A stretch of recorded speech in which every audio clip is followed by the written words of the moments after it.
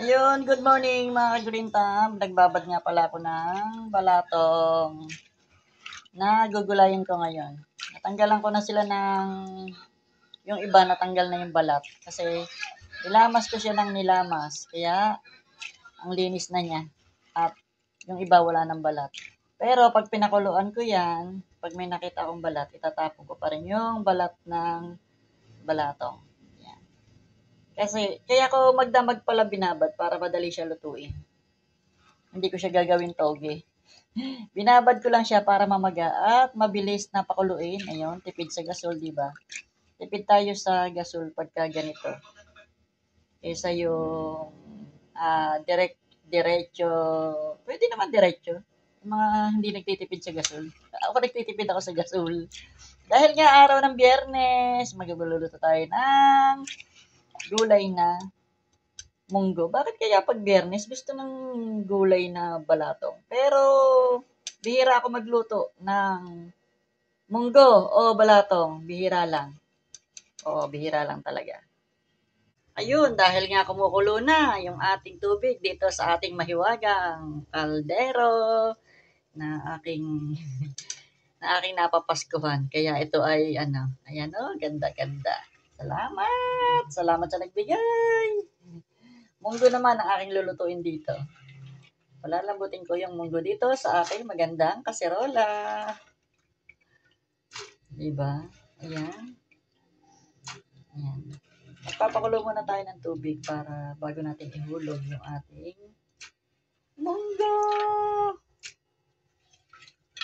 Ganyan din ba kayo magluto ng munggo? Ano kasi, pwede naman di tanggalin yung balat. Si tatay kasi gusto lagi ng walang balat. Tanggalin ko daw yung balat ng munggo. Inisip ko nung una, hirap naman tanggalin ang balat ng munggo. Ayun. Minsan, pag pinapakulo ko, iniintay ko talaga yung kumulo at doon, pag kumukulo siya, umaangat yung mga balat. Siya kong sinasala pag may nakukuha akong balat. Pero, pag nakalipas yung kulo at naubos na yung tubig, wala na, hindi mo na makukuha yung balat. Kaya binabantayan ko pag ako nagluluto ng munggo. Ayun, yun lang. Ito nga pala yung ating talbos na ilalagay ngayon. Walang malunggay dahil nung bumagyo ay pinutol ni tatay yung malunggay namin. Kaya walang malunggay. Ito lang yung nakuha ko. Talbos ng kamote at talbos ng ampalaya. Yan, masarap din yan. Paghahaluin na natin yan. Talbos ng kamote at talbos ng ampalaya. Ayan, at pinisa-pisa ko na po itong ating, alam niyo kung purpose kung bakit pinipisa ko itong munggo. Kasi para malapot yung sabaw niya, yung gulay natin. Yan, ganyan ako natutunan ko to sa biyenan ko. Yan, pinaiiga nila yung paglalaga ng munggo tapos pipisain. Yan ang munggo. Yan, ready na tayo luto, magisa. Meron tayong bawang, sibuyas, kamatis. Siyempre, yung munggo.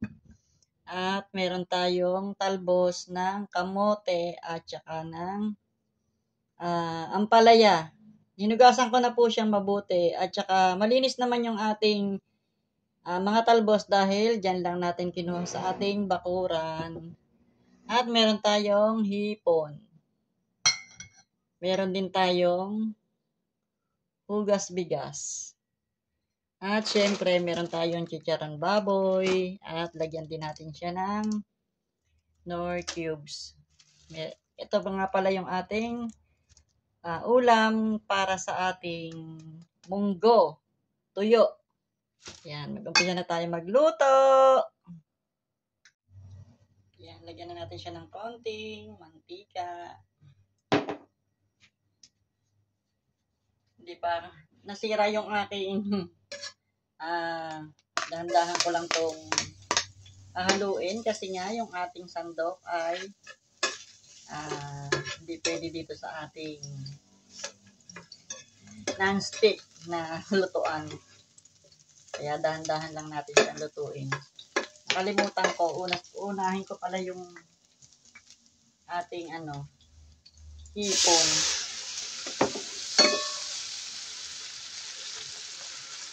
Di pa tayo nakakabili ng ating sandok para sa ating non-stick na kawali. Kaya naman, dahan-dahan. Di pa dumadating yung ating order. Yan, naka-order na tayo pero di pa dumadating. Kaya naman, dahan-dahan lang, baka magasgas. Baka magasgas. Yan, unahin lang natin tong ating hipon para sa pang halo natin sa ating gulay. Yun. Yung kalahating kilong hipon na binili ko. Ayan, hanggang ngayon meron pa po. Kasi nga, ay dalawa lang kami. Dalawang piraso lang kami kung kumain ng hipon. Ilang araw na yung hipon sa rep. Yan, kukuhanin na natin. At hindi naman maganda pag overcook ang ating hipon. Mamaya ko na lang ito ihahalo pagka luto na yung ating gulay. Ito yung ating hipon. Yan, sunod na rin natin itong sibuyas at saka ayan, alam nyo naman kung paano lutuin ang munggo. Para lang ako may vlog. Para lang ako may content. Lahat naman tayo alam na lutuin ang munggo, ginisang munggo. Pero kanya-kanyang version, di ba? Maiba lang.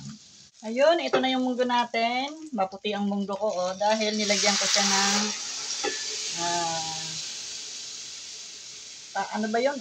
Yung sabaw ng sinaing. Yan, sabaw ng sinaing. Pangatlong hugas ng sinaing ang inilagay ko dyan. Sinaing na bigas po ha, hindi sinaing na isda. Dagdagan natin ng tubig.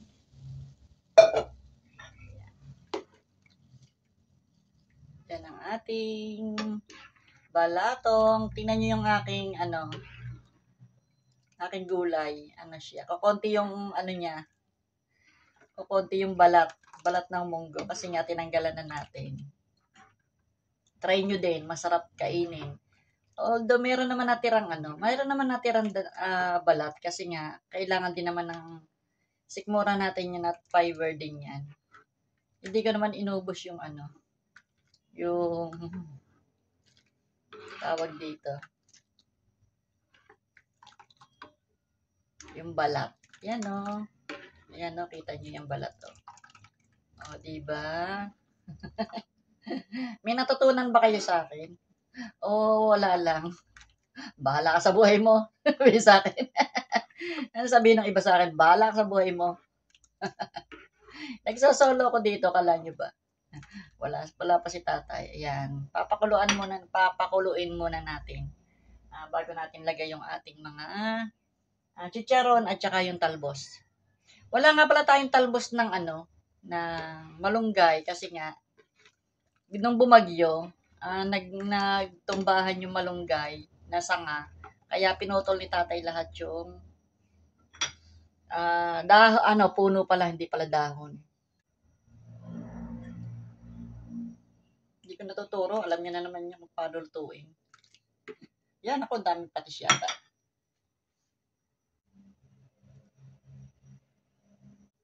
Lagay ko na tong hipon para makuluan at lumasa sa ating gulay. Nilipat ko nga pala sa sa kaldero kasi para matakpan ko at ito yung may takip.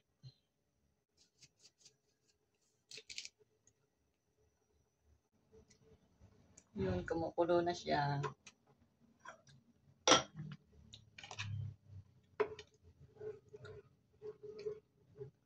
Di ba? Nagkaroon ng kulay ang gawa ng hipon. Ayun, dumilaw-dilaw yung sabaw niya. Kasi nga may hipon. Ayan, para malumasa na siya yan. lalagay na natin yung ating chicharong baboy.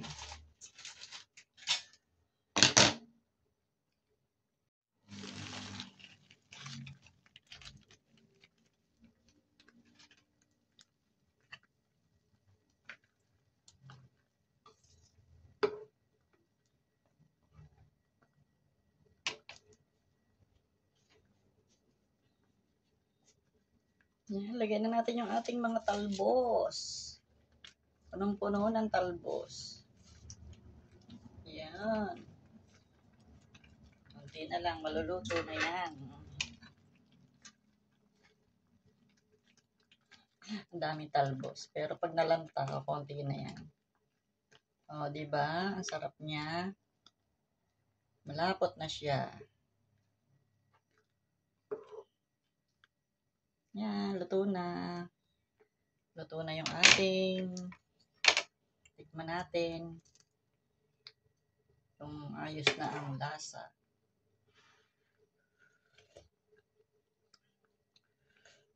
Tamang-tama lang ang timpla ko.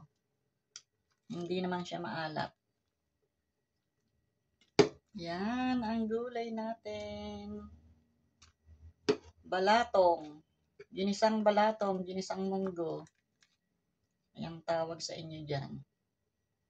Ginisang balatong. Yan, done na ang ating balatong. Lapit natin. Sarap-sarap niya. Sarap-sarap niya.